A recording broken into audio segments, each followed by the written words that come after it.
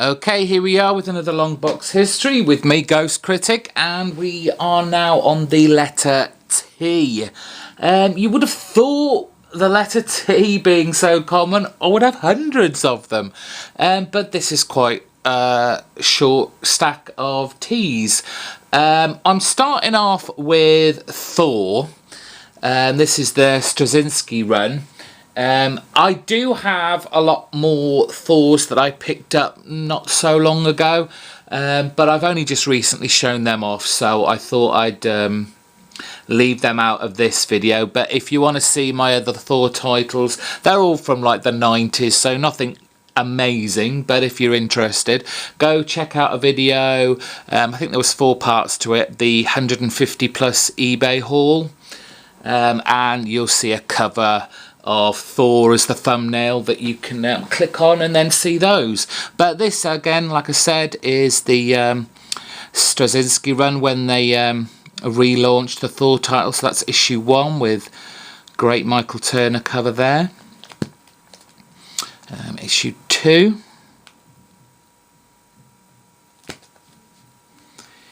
Issue 3 with Iron Man there. This first story arc came out on the Ultimate Graphic Novel Collection, and I have already reviewed this arc, so if you're interested in that, go check that out. I have a playlist of all my Ultimate Graphic Novel collections, so that's quite easy to find if you go on my channel page. Variant edition, don't go out to buy these. This is just what turns up in my pull pile. I get what I'm given, basically. Again, I'm not really interested in variant editions. I mean, I didn't pay more than cover price for these, but I always find that they're more expensive, and just for the cover, is it really worth the money? Another variant edition there, issue 5, and issue 6, another variant one. Arthur Adams cover there. Issue 7.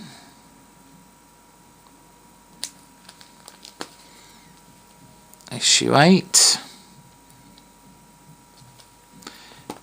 Issue 9. Despite the fact that I had never really picked up a Thor title before, I thought this would be a good jumping on point, and it was, but very soon, issue 10, they decided to put it back to its original numbering, and that's where you get issue 600, and I just thought, no, I'm not going to be picking this up anymore.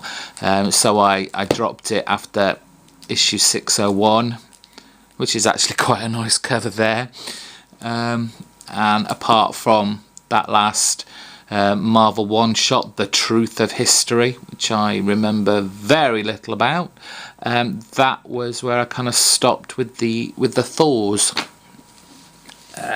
Just a random Thongor issue, probably picked it up in some sort of flea market, antique store, issue 29, just a random one copy, looked fun. Transmetropolitan, Warren Ellis, a title that I was kind of interested at the time, but didn't really keep up with. These are just random issues. Issue 4 from the Helix imprint on DC Comics. Issue 14 moved over obviously to Vertigo Comics. Issue 22. This is probably a series I'll come back to and try and collect the whole series. Issue 25. But collecting this is a long way down the road, unless I see them very, very cheap somewhere that I could just pick up as a bargain. Issue 26, and that's my Transmetropolitan Comics. Now, a Trigger from Vertigo. This actually only lasted 8 issues, which is unfortunate because I think the writer Jason Hall probably had a lengthy storyline for this series. I don't think it was ever meant to be just 8 issues, but probably poor sales did this title in, but it's an interesting, great little kind of future world tale where we have this kind of assassins that go out obviously killing people, but the kind of twist on the story is these assassins could be absolutely anybody. It could be you, it could be me, but you have no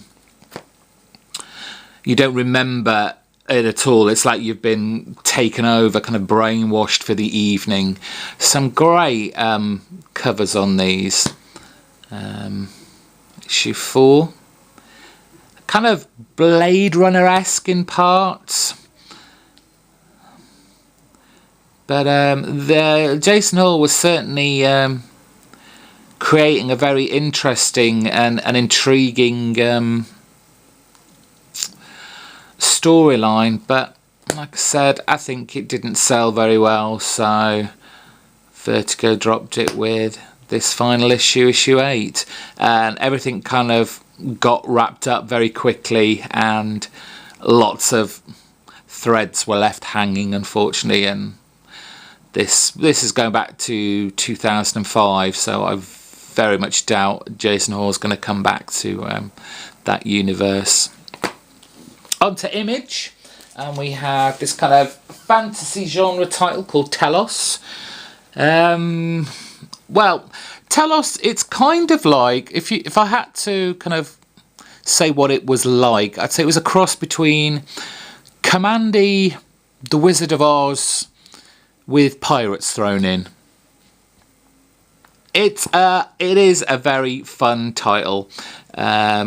Anybody who has read this will understand my references, I hope, to this, with the big, well, kind of twist at the end. But this was just a fun kind of adventure pirates tale with a big foreboding evil. Issue 5. Issue 6. 7. I think this was kind of fraught with release dates, and from 1 month to the next you didn't know if it was going to come out or not. Issue 9.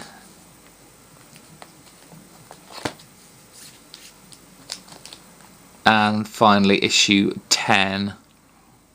There have been some more like mini-series, and there's been talk of going back to the Telos universe, but as yet nothing's been seen from Image on this title, and probably won't be.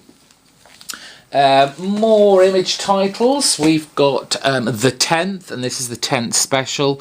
This was back in the 90s, maybe early 2000s more than likely. And it is your typical kind of early 90s Image title, where it's kind of big busty women and incredibly muscled up heroes and villains alike. This is the 10th collected edition, collects issue 1 and 2 of the original series, and then a 4-part mini, The 10th Evil's Child, number 1, number 2, number 3. I think I got into these because this was when I was probably when I was getting the Spawn title, and the artwork is kind of reminiscent of it, and it was the kind of thing I was into at the time. Finally, issue 4 of 4, Evil's Child. Then we have another mini. It's The Black Embrace, issue 2. Unfortunately, they're the only 2 I've got of that. The 10th saw a little run on Dark Horse Comics, and the 10th Resurrected. I don't think I've got the full run of this. I think I'm missing an issue because I think there was only 4 issues. Issue 2. Yeah, issue 4. missing issue 3.